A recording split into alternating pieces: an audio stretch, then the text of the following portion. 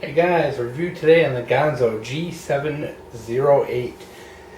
I picked this guy up because I am a huge sucker for the old Gerber remix. It was that very similar design with the finger hole in the handle there, and I really like the idea of the knife, but of course Gerber just uses that really super soft Chinese slurry steel that doesn't hold an edge worth anything.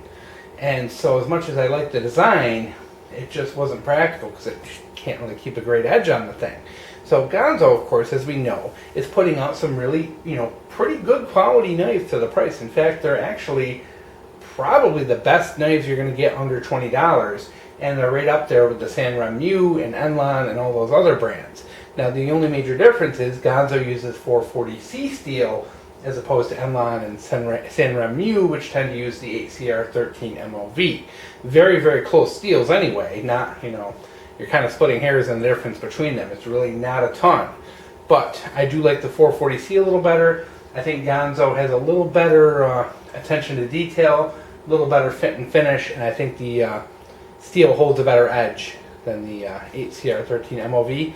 Could just be me and my enthusiasm, but, So let's go over this knife here, and we'll go over the basics of construction, and then we will talk about this guy. So, as you can see, you have these, I think they're G10 liners that are flat with the cutouts in them. They're screwed together with little torque screws. It's an open pillar design, so easy for cleaning. Good pocket clip on it, nice. Good for deep carry, good for carrying in thicker work jeans as well. Not reversible though, but good texture to this. You can kind of hear it. Really nice texture to it. Dual ambidextrous thumb studs. So there's that. Now let's pull out the blade aspect of this. We'll do a little zooming out. So it's the usual, kind of size, Ganzos are amazingly very similar in size, just shy of 8 inches in length. Overall, just shy of a 4-inch blade. Overall, pretty decent. Like I said, very good fit and finish. This is a little stiffer. I can't flick this one open, but I don't care. I'm an adult. I don't need, I don't need a knife that flicks open quick like that anymore. It's just, I don't see it as necessary anymore. I actually prefer a knife with a little bit more difficult to open.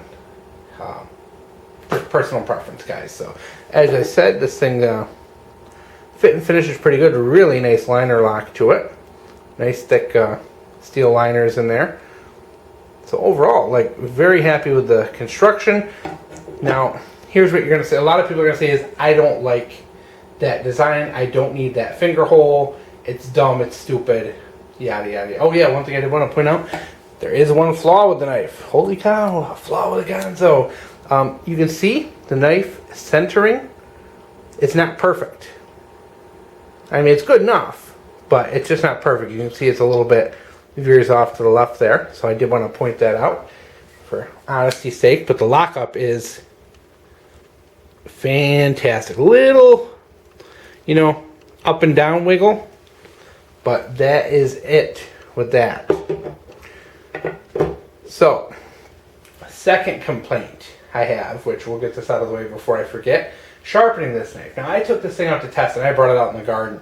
And a long day in the garden is tough on a knife because you got to remember, I'm cutting open, bags of mulch, cutting open bags of sand, doing stuff like that. I'm weeding, cutting out roots, doing things like that, maybe cutting things out of the way, cutting rope, all different kinds of things. It can be really tough on a knife, especially when you are digging in to get roots. You can hit rocks, pebbles, things like that.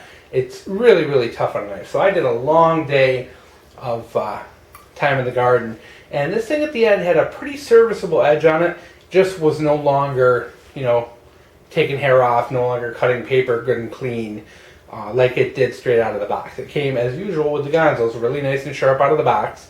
And the kind of wear I put on this is very reasonable of what I would expect out of 440C, so I found that to be pretty good. Now, I did have a little bit of a problem. I went to sharpen this guy, and it takes a little bit of effort because number one, there's a bit of a really steep bevel on the knife, and it just happens to be in a way that when you're sharpening, these thumb studs are coming up onto the sharpening stone. So as you're sharpening and you're getting your angle right, you're catching the edge of these thumb studs on the stone. So what I had to find myself doing is kind of sharpening at a weird angle, because that thumb stud kept catching on the edge.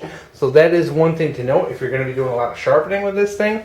It can be a little tricky, and that thumb stud is just, it's a little bit too big. So what I might do to rectify that is I might, file this down a hair. I might just take a file to it, bring them down a notch, and that should solve that. It doesn't need much, probably just a little tiny bit with a file, and then polish it or whatever. It'll probably be fantastic. Or I could just maybe change the grind on the knife a little bit. I think it could definitely stand to have a little kind of tighter of an angle there on the edge. So I like this design, and the reason why I really like this design, I think number one, if you're carrying this with you and you do have to use it in a defensive situation, number one, you have a really good grip. This is not coming out of your hands with your finger through that hole.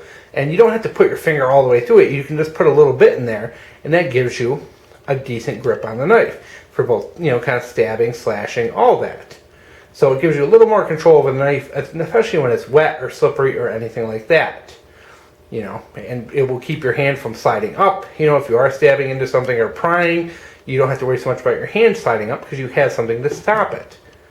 So I like that. But knives aren't my main defensive tool, so that's just kind of a little bit of a point. Now, I tend to use EDC knives for regular mundane tasks. It's not every day that I'm fending off muggers and rapists. I have my rape whistle for that. So I tend to use this thing. Like I said, this thing tends to, pocket knives for me tend to be used out in the garden. They tend to be used in the office. They tend to be used for breaking down recycling, things like that, those very everyday tasks. And what I found is this design is actually really good for that. Because say, for example, you are working in the garden and you're cutting some, some weeds out, maybe you're digging in the soil, and you say, oh, geez, I want to tie this plant to a support pole. So, you cut a little piece of branch or something like that, you stick it in there, and then you go to tie it, and you don't want to set your knife down in the mud, in the dirt. So what do? You can actually tie a knot. You can actually tie a knot while you're holding the knife. And you basically can kind of dangle it there. So you can tie your shoes, you can do pretty much anything you need to do and manipulate with your hands. You're working on a plant, you're maybe trimming, you cut. You can let go, okay, you're tying a knot, putting in some posts, doing all that. You have really good control over the knife without setting it down every time you need two hands.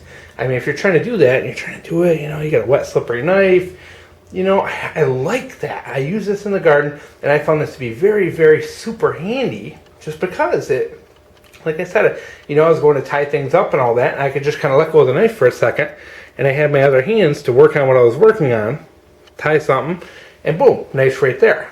Very handy little work knife.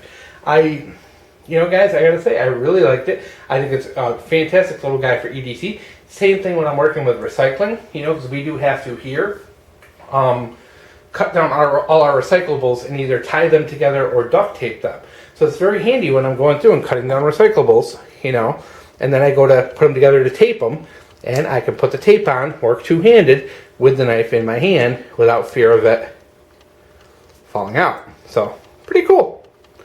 I like it. I wish more knives were made like this. So, I sharpened this guy back up after I was done in the garden. It did not take much. I literally put it on a black Arkansas stone for like 2 minutes, hit it with a strop, and we're pretty much right back where we need to be.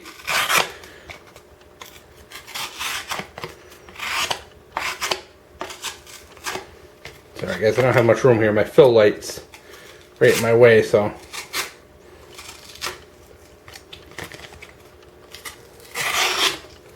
But you can see it's right back to where it was after just literally a couple minutes of work with it. So I think it's a very handy little knife. I really like the design.